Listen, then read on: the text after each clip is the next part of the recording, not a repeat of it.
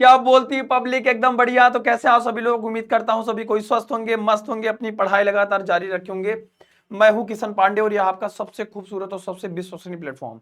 I hope आप सभी लोग बहुत अच्छे होंगे, लगातार क्लासेस को रिवाइज कर रहे होंगे। एग्जाम है बेहद नजदीक, ऐसे में मोस्ट इंपॉर्टेंट क्वेश्चंस आपके लगातार कमेंट्स थे कि सर ऐसे क्वेश्चंस बताइए, और सर कंप्लीट बुक फर्स्ट से सर एक बार ऐसा वीडियो लेके आई जहां से सर मोस्ट इंपॉर्टेंट क्वेश्चंस हो विथ आंसर। अब इसमें मैं आपको ऐसे क्वेश्चन को कंपाइल्ड किया हूं जो मोस्ट रिपीटेड है और जिससे आपके एमसीक्यू और शॉर्ट आंसर दोनों आप कवर कर लेंगे बहुत आसानी से, और एक बार आपका पूरा फिजिक्स रिवीजन हो जाएगा। तो चलिए शुरू करते हैं, चैप्टर वाइज पढ़ते हैं। सबसे पहले स्टार्ट करते हैं इलेक्ट्रिक चार्जेस एंड फील्ड और इलेक्ट्रिक डायपोल से। तो जैसे ये छोटा छोटा न्यूमेरिकल का पार्ट है, how many number of electron present in the negative charge of 8 coulomb charge पर। तो क्वांटाइजेशन ऑफ चार्ज से Q equal to plus minus n से आप नंबर्स ऑफ इलेक्ट्रॉन यानी equal to Q upon e से निकाल सकते हैं। Q की वैल्यू आपको 8 कूलम दी है, 1.6 into 10 to the power minus में 19 हो जाएगा। यहां से डेसिमल हटाएंगे, 0 बढ़ जाएगा, 16 5 जा, और ये ऊपर चला जाएगा, 5 इंटू 10 टू द पावर 19 आ जाएगा। इतने नंबर्स ऑफ इलेक्ट्रॉन इस पर होंगे। ये जो बगल में आपको दिया है ये इसका रिक्वायर्ड आंसर है। तो ऐसे छोटे छोटे न्यूमेरिकल आपको शॉर्ट आंसर में पूछे जा सकते हैं, तो इस पर आप फोकस करेंगे। और क्वांटाइजेशन ऑफ चार्ज से एक ऑब्जेक्टिव यानी कि एमसीक्यू का पार्ट बनता है, या फिर आपका, यार अगर हम बात करें आपसे लगभग शॉर्ट आंसर में, वेरी शॉर्ट आंसर में पूछ लिया जाता है। फिर हम बात करें right the formula of electric force between the charges यानी कि कूलम्स लॉ के बारे में बात करें, F इक्वल टू 1/4 पाई, ठीक है। अब silent not Q1 Q2 upon में R का स्क्वायर। फिर हम बात करें electrostatic force of F Newton acts between 2 points charges if the charge are placed in the medium of the dielectric constant K, then what is the new force? New force कितना times होगा? F upon में K हो जाएगा। पहले आप F निकालेंगे, फिर अगर हम मीडियम रख देते हैं तो F by K that is required आपका आंसर हो जाएगा। How many weight of a charge particle is balance by an electric field? F equal to क्या होता है? mg होता है। अगर किसी भी एक पार्टिकल चार्ज को mg, अगर कोई भी हमारे पास पार्टिकल है उसका वेट हमेशा नीचे की तरफ वर्क करता है mg, और फोर्स अगर ऊपर की तरफ लग रहा है, अगर हम इसको नेट यानी कि इक्विलिब्रियम पोजीशन पे समझने की कोशिश करें, या फिर अगर हम इसकी बात करें बैलेंसिंग की पोजीशन पे, तो mg बराबर क्या हो जाएगा? F equal to Q into E होता है। ये इसका फार्मूला आ जाएगा। फिर चलते हैं अगले पड़ाव पे, write down the Coulomb's formula in a vector form for the force attraction of the repulsion between the 2 point charge. वही कूलम का formula in the vector form. फिर अगर हम बात करें what is the unit of electric permittivity, that electric permittivity का क्या होगा फार्मूला? कूलम से निकाल देंगे, 1/4 pi epsilon not Q1 Q2 upon में R स्क्वायर। यहां से निकालेंगे तो क्या आ जाएगा? कूलम स्क्वायर पर न्यूटन मीटर का स्क्वायर आ जाएगा। ये रिलेटिव परमिटिविटी होता है, और जिसका मान होता है 9 into 10 to the power 9 coulomb का स्क्वायर पर न्यूटन मीटर का स्क्वायर, इसका आंसर हो जाएगा। फिर चलते हैं अगले पड़ाव पे, what is the value of electric field to balance a drop of a coil of mass? आपको मास गिवन है and mg having the 3 electron charges. देखो ये दो बार पूछा गया, ये जो ब्रैकेट में दिया है जरा ध्यान से समझ लीजिए क्वेश्चन का फॉर्मेट क्या है। जो ब्रैकेट में आपको ये ईयर्स दिया है, मतलब इतनी बार ये पूछा गया है, और प्रीवियस ईयर के क्वेश्चन है, इससे आपकी प्रैक्टिस भी बनती है, और इससे ये पता लगता है कि क्या चीजें इसमें इंपॉर्टेंट है और क्या चीजें इसमें आने वाले हैं, पूछने वाले हैं, ठीक है।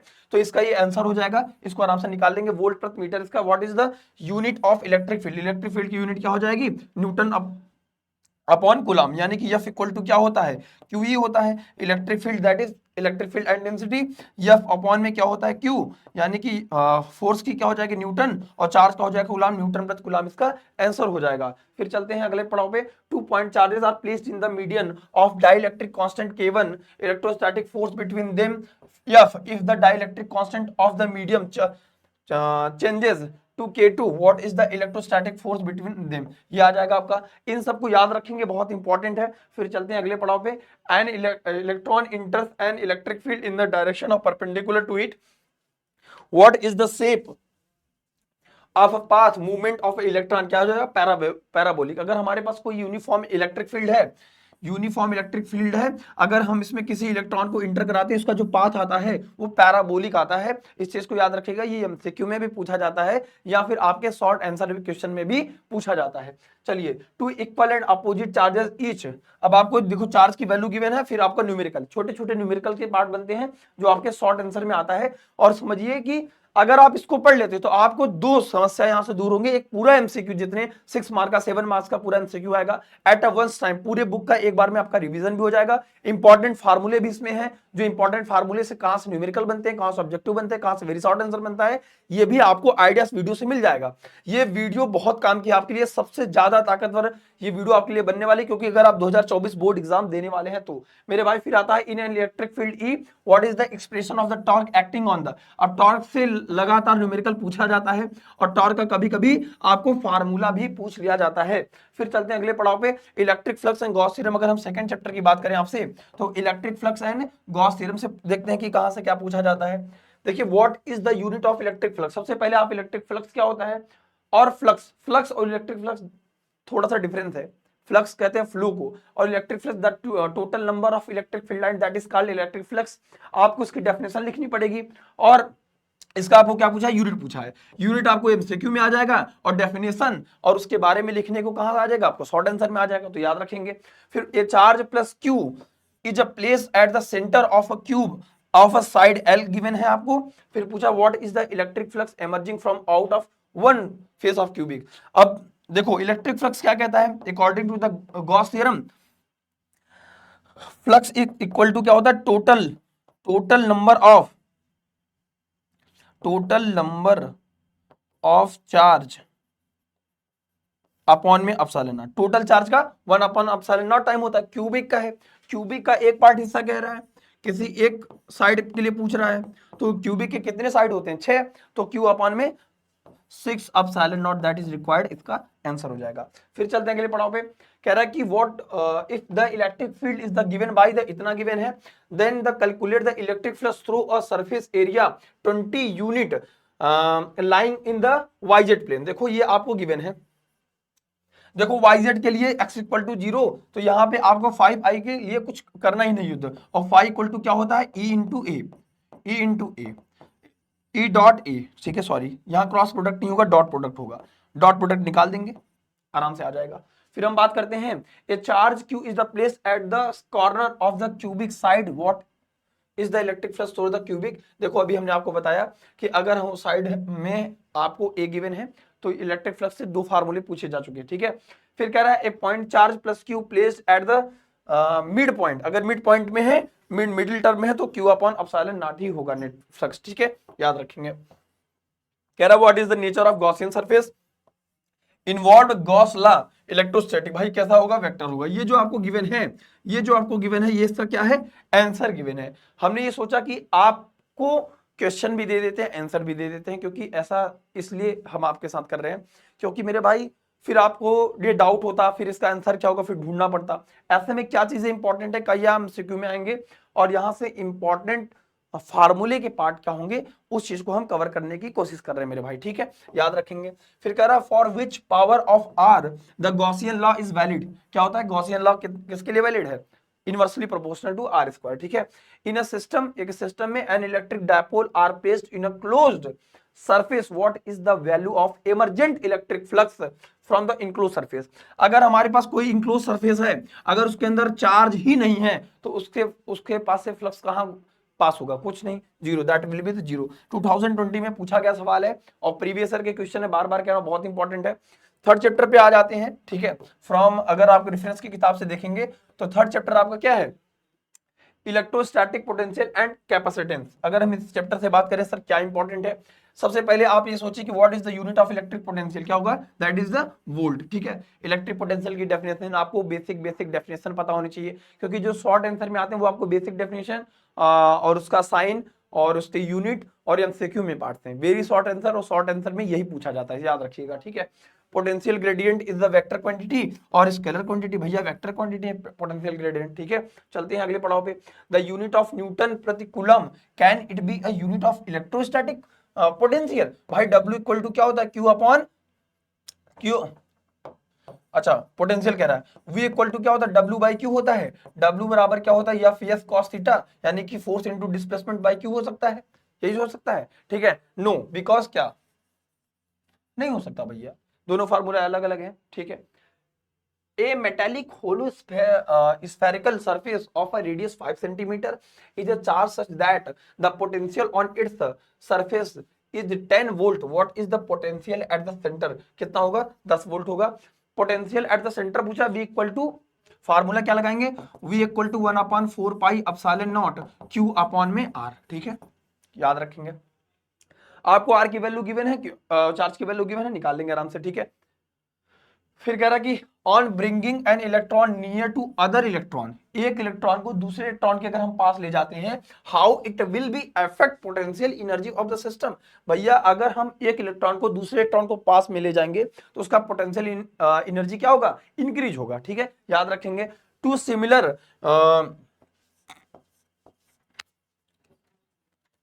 Positive charges each of 1 microcoulomb, क्या कह रहा है उसके बाद, have been kept in a air 1 metre distance from each other, what will be the potential energy. देखो ये आपका ये जो गिवन है ये बेसिक आपका न्यूमेरिकल है जो आपके एग्जामिनेशन में बार बार पूछा गया है। द कैपेसिटेंस, अगर हम कैपेसिटेंस की बात करें तो व्हाट इट्स रेडियस। स्फेरिकल हमने देखो कितनी बार आपको कहा है, जब हमने मोस्ट इंपॉर्टेंट क्वेश्चन कराया था आपको पूरे बुक के, तो हमने उसमें बताया था कि स्फेरिकल कंडक्टर से कैपेसिटेंस से C equal to 4 pi epsilon naught into R, वहां से आपको जरूर पूछा जाएगा। अब जरा सोचिए, आपसे यहाँ से स्फेरिकल कंडक्टर की वैल्यू कैपेसिटर की 1 माइक्रोफैरेड दी है, यानी कि आपको गिवन है C equal to 1 into 10⁻⁻6 farad, ये आपको गिवन है, ठीक है। आपको रेडियस पूछ रहा है, R इक्वल टू क्या हो जाएगा 1/4 pi epsilon not into C हो जाएगा, ठीक है। इसकी वैल्यू हो जाएगी 9 इंटू 10⁻9 हो जाएगा, और इसकी वैल्यू कितना है 10⁻⁻6 गिवन है। सोचो यही तो है 1 माइक्रोफैरेड, हाँ ठीक है, that will be the radius हो जाएगा, सिंपल बात है, आराम से निकाल लेंगे। C equal to 1/4 pi epsilon naught, देखो ये 9 किलोमीटर आ रहा है, ठीक है। 9 किलोमीटर कैसे आ रहा है मैं बताता हूं आपको, देखो यहां से सॉल्व करेंगे, 9 इंटू 10⁻, कितना हो जाएगा, 9 में से 6 गया 3 हो जाएगा, यही तो होगा। इसको लिख सकते हैं क्या 9 किलोमीटर, आराम से। चलिए 2 point charges of 8 microcoulomb and 12 microcoulomb are kept in a air at a distance of 10 centimeter from each other. What amount of the work required to change the distance between them to 6 metre. इसका answer आ जाएगा 5.76 joule, ठीक है। फिर हम बात करते हैं कि ओम्स लॉ से कहां से क्वेश्चंस पूछे जाते हैं। जो मैं मेरे भाई आपको बता रहा हूं ये सब मोस्ट इंपॉर्टेंट क्वेश्चन की सीरीज है जो आपके एग्जामिनेशन में पूछा जाएगा, ठीक है। ड्रिफ्ट वेलोसिटी, देखो यहाँ पे फिर से सवाल आ गया, drift velocity determines the current in the conductor I equal to NEAVD, और डायरेक्टली प्रोपोर्शनल होता है, यानी कि जैसे जैसे करंट का मान बढ़ाएंगे ड्रिफ्ट वेलोसिटी का मान क्या हो जाएगा, बढ़ जाएगा, इंक्रीज हो जाएगा। और दूसरी बात ये सोचो कि इन दोनों के बीच में रिलेशन, करंट और ड्रिफ्ट वेलोसिटी के बीच का रिलेशन की प्रूविंग आपके एग्जामिनेशन में भी आ सकती है, ठीक है। What is the relation between the electric current density J equal to क्या होता है NEAVD होता है, ठीक है। फिर बात करते हैं how the drift velocity and electric field are the relation, ये दोनों कैसे रखते हैं। VD इक्वल टू माइनस, ये है चार्ज वाला, ठीक है, ये इलेक्ट्रिक फील्ड वाला, ये मास है, और ये क्या है रिलैक्सेशन टाइम, टाउ क्या है, टॉर्क क्या है। यहाँ पे टाउ जो है टॉर्क को नहीं रिप्रेजेंट कर रहा है, टाउ इज द, कभी कभी आपको जब फार्मूला पूछा है तो आपको कहता है कि फार्मूले का क्या मतलब है, किस साइन का, वो भी आप एक्सप्लेन करिए, तो इस बात को भी याद रखेंगे। इसको क्या कहते हैं, रिलैक्सेशन टाइम, इसे क्या कहते हैं मेरे भाई, रिलैक्सेशन टाइम। कह रहा है फिर what is the dimensional formula of resistance, कभी कभी डायरेक्ट आपको ऐसे पूछ लेगा तो याद रखिएगा, एमसीक्यू में भी काम आएगा। What is the electrical conductivity of wire having the electric resistance 1/500 कर दो, आंसर आ जाएगा, ठीक है। ए मेटल रॉड, ये आपका रजिस्टिविटी से फॉर्मूला है, और यहां से न्यूमेरिकल आपका पूछा जाएगा, ठीक है। तो इंपॉर्टेंट न्यूमेरिकल के लिए भी ध्यान रखेंगे कहां पूछा जा रहा है। कह रहा है the side of two cube of the same material are L and 2L respectively, what is the ratio of their resistance, का रेशियो क्या होगा 4:1 हो जाएगा। कह रहा है the length of a 50 ohm resistance become twice, अगर हम डबल कर दें stretching, what is the new resistance, कितना हो जाएगा रेजिस्टेंस का। R इक्वल टू क्या होता है रो L अपॉन में A, ठीक है, यानी कि R is directly proportional to L, ठीक है, इससे निकाल लेंगे।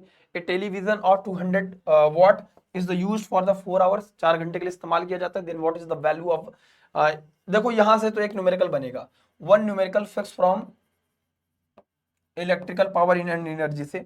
या टेलीविजन, देखो ये सेम सवाल रिपीट कर दिया कंप्यूटर महोदय जी ने। फिर अगर हम बात करें आपसे किरचॉफ लॉ से, किरचॉफ लॉ से सर कहाँ से सवाल पूछा जाएगा, ये आपका चैप्टर अगला वाला आ गया। किरचॉफ लॉ तो बहुत इंपॉर्टेंट है, उसके सर्किट के लिए सवाल आता है, लेकिन शॉर्ट आंसर कहाँ से किरचॉफ लॉ से बन सकता है उसके बारे में थोड़ा समझ लेते हैं, ठीक है। A cell of EMF E is connected to the ends of a resistance R. If the terminal voltage of cell is V, then the what is the internal resistance of the cell? Internal resistance of the cell कितना होगा? E minus V into R by V हो जाएगा, ठीक है। चलते हैं फिर अगले सवाल पे चलते हैं।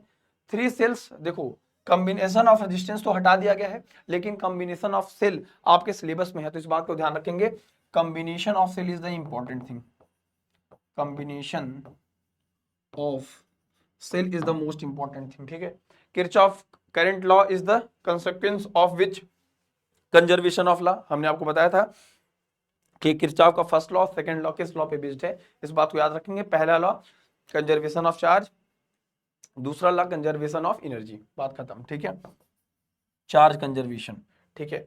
फिर अगला हम बात करते हैं, if the is resistance of a balanced Wheatstone bridge, balance Wheatstone bridge से तो आएगा ही, इस बात को याद रखेंगे, ठीक है।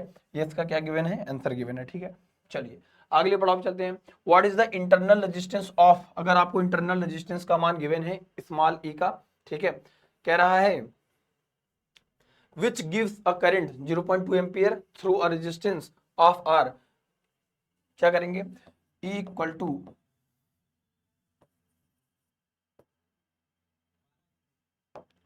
V equal to E minus I into R, याद रखेंगे।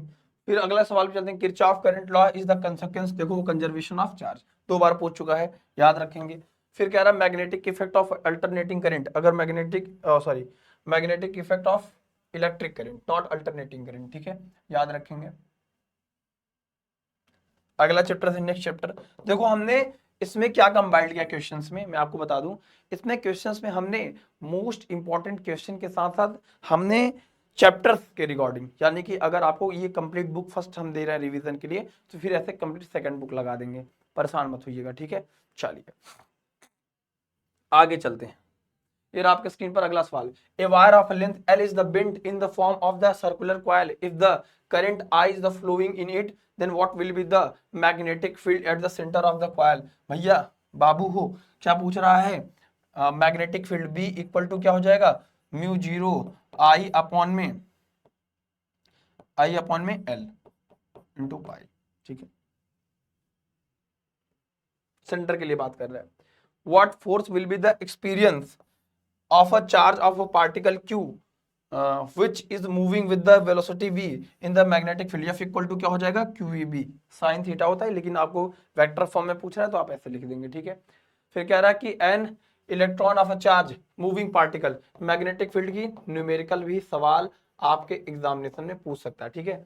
और अगर हम बात करें एम्पियर सर्किटल लॉ पे एप्लीकेशन ऑफ, जैसे पूछा जाएगा, अगर मैं बात करूं तो मैग्नेटिक फील्ड से अगर मैं चर्चा करने की कोशिश करूं आपसे कि सर मैग्नेटिक फील्ड से कहां पूछा जा सकता है, तो उसके लिए अगर मैं आपसे चर्चा करूं तो एम्पियर सर्किटल लॉ है, बायो-सेवर्ट के लॉ है, ठीक है, एप्लीकेशन ऑफ बायो-सेवर्ट लॉ से पूछा जा सकता है, ठीक है, याद रखेंगे।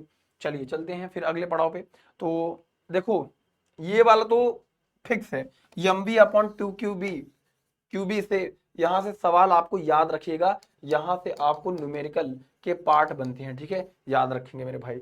फिर कह रहा है कि the radius of the circular path of a charge a particle in a uniform magnetic field is directly proportional to which quantities mass and the velocity, याद रखेंगे। चलिए चलते हैं भैया अगले पड़ाव पे।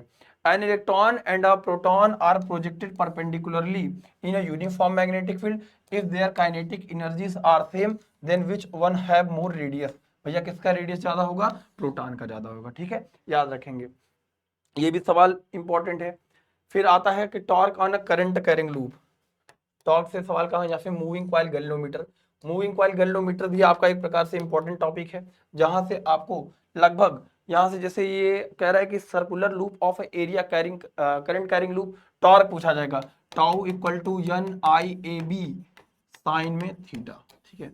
इसमें आपको बहुत खास नहीं, लेकिन यहाँ से आपको जैसे टाउ मैक्सिमम टॉर्क कितना होगा करंट कैरिंग लूप से, और अगर हम बात करें आपसे कि न्यूमेरिकल के पार्ट उसमें, और इसमें सारी वैल्यू गिवन रहेंगी आपको। Numbers of turns in the coil, numbers of turns कितने होंगे, आपको करंट का दे देगा वैल्यू, ठीक है, आपको एरिया दे देगा, मैग्नेटिक फील्ड देगा, ये सब आपको दे के तब पूछेगा। समझ गए इस बात को? तो ये चीजें भी इंपॉर्टेंट है आपके लिए। फिर how the sensitivity of moving coil galvanometer, और मैं बताऊं मूविंग कॉइल गैल्वेनोमीटर से मैक्स लॉन्ग आंसर के ज्यादा सवाल बनते हैं मूविंग कॉइल गैल्वेनोमीटर के कंसेप्ट से, ठीक है, इस बात को याद रखेंगे। फिर अगर हम बात करें the current I is the flowing in the coil in area A with the number of turns अगर n है, then the what is the magnetic movement, magnetic movement कितना हो जाएगा भैया, यानी आई ए, मैग्नेटिक मूवमेंट कितना हो जाएगा, M I A. What is the unit of magnetic movement, ampere into metre का स्क्वायर, ठीक है भैया। इसका क्या हो जाएगा एम्पियर, और इसका क्या हो जाएगा मीटर स्क्वायर। ये तो नंबर्स ऑफ टर्न्स है, ये तो बढ़ते घटते रहेंगे आराम से, ये तो कांस्टेंट है ही नहीं, वेरिएबल है, बढ़ता घटता रहता है। The magnetic movement of the steel, magnetic movement of steel आपसे पूछ रहा है, लेंथ एल दिया है और मैग्नेटिक मूवमेंट एम दिया है। It is bent into the semi circle, what is the new 2m upon में पाई, ठीक है। चलिए याद रखेंगे, इसका स्क्रीनशॉट लेते चलेंगे। जैसे ही मैं आपको कुछ बताते हुए समझाते हुए थोड़ा सा क्वेश्चन के साइड होने की कोशिश करता हूं, उसी समय you can take a screenshot for it, ठीक है। फिर अगर हम बात करें आपसे मैग्नेटिक मटेरियल से कहां से पूछा जाएगा सर, ये बता दीजिए। चलिए तो इस पर फोकस करते हैं आप लोग कि मैग्नेटिक मटेरियल से कहां से पूछा जाएगा। What is the unit of magnetic permeability का आपको यूनिट पूछ लेगा, मैक्स में हेनरी पर मीटर, ठीक है, याद रखेंगे। फॉर विच सब्सटेंस, कौन सब्सटेंस के लिए the magnetic susceptibility does not depends on temperature, किस पे डिपेंड नहीं करता, तो डाई मैग्नेटिक पे बिल्कुल टेम्परेचर पे डिपेंड करता ही नहीं है, ठीक है, याद रखेंगे डाई मैग्नेटिक। चलो देखो ये प्रीवियस ईयर में 2018 में पूछा गया सवाल है, और ये प्रीवियस ईयर 2019 में पूछा गया सवाल है, ठीक है। तो सवाल बहुत सारे रिपीट हो सकते हैं, इस बात को याद रखेंगे। और इसका और फेरोमैग्नेटिक, पैरामैग्नेटिक और डायमैग्नेटिक, इन तीनों में रिलेशन पूछा जा सकता है, इन तीनों में डिफरेंस पूछा जा सकता है, इन तीनों की प्रॉपर्टी पूछी जा सकती है। इस चैप्टर से इससे ज्यादा कुछ नहीं पूछा जाएगा मेरे दोस्त, ठीक है, याद रखेंगे। देखो सेम सेम वही चीज पूछ रहा है बार बार। Which material opposes the external magnetic field, diamagnetic, simple सी बात है, ठीक है, याद रखेंगे। निकल shows the ferromagnetic property at a room temperature if the temperature is increased beyond the Curie temperature, ठीक है, और Curie temperature it is not included syllabus. अगर ये हम बात करें सिर्फ क्यूरी लॉ, क्यूरी टेम्परेचर के बारे में, तो ये इस बार आपके सिलेबस से हटा दिया गया है। फिर अगर हम बात करें इलेक्ट्रोमैग्नेटिक इंडक्शन से कहां से पूछा जाएगा सर, तो आइए इसके बारे में समझते हैं कि इलेक्ट्रोमैग्नेटिक इंडक्शन से कहां पूछा जाएगा। The instantaneous magnetic linked with a coil is given by phi की वैल्यू गिवन है। Calculate the EMF induced in, देखो t इक्वल टू 2 सेकंड दिया है, कुछ नहीं, इंड्यूस्ड ईएमएफ क्या होता है, डी फाई अपॉन में dt। आपको टाइम भी गिवन है, पहले इसका एक बार डिफरेंशिएट कर दीजिए, फिर t की वैल्यू 2 रख दीजिए, इसमें आंसर आपके पास 40 वोल्ट आ जाएगा। Lenz law, most important Lenz law किस प्रिंसिपल पे बेस्ड है, कंजर्वेशन ऑफ एनर्जी। उसके बाद इसके बारे में लिखने के लिए भी आपको आ सकता है। Which law is used to determine the direction of induced, Lenz law, Lenz law ही तो यूज होता है भैया डायरेक्शन निकालने के लिए। What is the unit of inductance, inductance henry कह लो या फिर ओम इंटू सेकंड कह लो। चलो the unit of ampere into second प्रति वोल्ट अगर हम बात करें is the equivalent to the unit of self inductance. Self और म्यूचुअल का डिफरेंस पूछा जाएगा, ये बहुत नहीं, रेयर एंड रेयर पूछा जाएगा, ठीक है। A coil of a 10 henry self inductance and 10 resistance is joined with a battery 50 volt, what is the energy stored in the coil, कितना हो जाएगा 125 जूल। ये जो दिया है ब्रैकेट में आपका क्या दिया है, आंसर गिवन है, ठीक है। फिर अगर हम बात करें आपसे अल्टरनेटिंग करंट से सर कितने सवाल पूछे जाएंगे, कितने कहां से पूछे जाएंगे। अल्टरनेटिंग करंट से क्या इंपॉर्टेंट है, इंपॉर्टेंट है यहाँ से न्यूमेरिकल का पार्ट, और यहाँ से सीधे फार्मूले आपको पूछे जाएंगे। What is the peak voltage of 220 AC resources, कितना हो जाएगा, क्या पूछ रहा है, peak value of the voltage, ठीक है। If the reading of alternating current means voltage by the voltmeter 200 volt, what is the root mean square of the voltage 200 volt आ जाएगा, ठीक है। the current of 18 meter ampere a coil when 40 volt alternating voltage is applies at the its terminal, what is the inductive reactance of the coil। एक बात याद रखिए कि यहाँ से आपका न्यूमेरिकल का पार्ट ज्यादा बनता है, अल्टरनेटिंग करंट है जहां से बुक फर्स्ट के न्यूमेरिकल ज्यादा बनते हैं। ठीक है, अब जैसे यहां से इसमें पूछा है आपका V equal to V naught sine omega T, ये आपको गिवन है। ठीक है, याद रखिए साइन ओमेगा टी के बराबर कॉम्बिनेशन ऑफ सब्सटेंस कर देंगे, इसकी वैल्यू कितनी आ जाएगी V एंड I।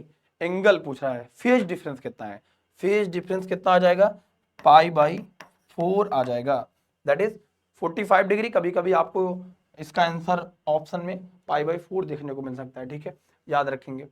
और ये डायरेक्ट देखो आपको फार्मूला ही पूछ लिया है, किस पे, एट द एलसीआर कंडीशन में ही रेजोनेंस की कंडीशन होती है, और रेजोनेंस की कंडीशन पे 1 में अंडर रूट LC 1/RC और R में यल आता है, इस बात को याद रखेंगे। ठीक है, फिर NLCR सर्किट में क्या बढ़ाने पे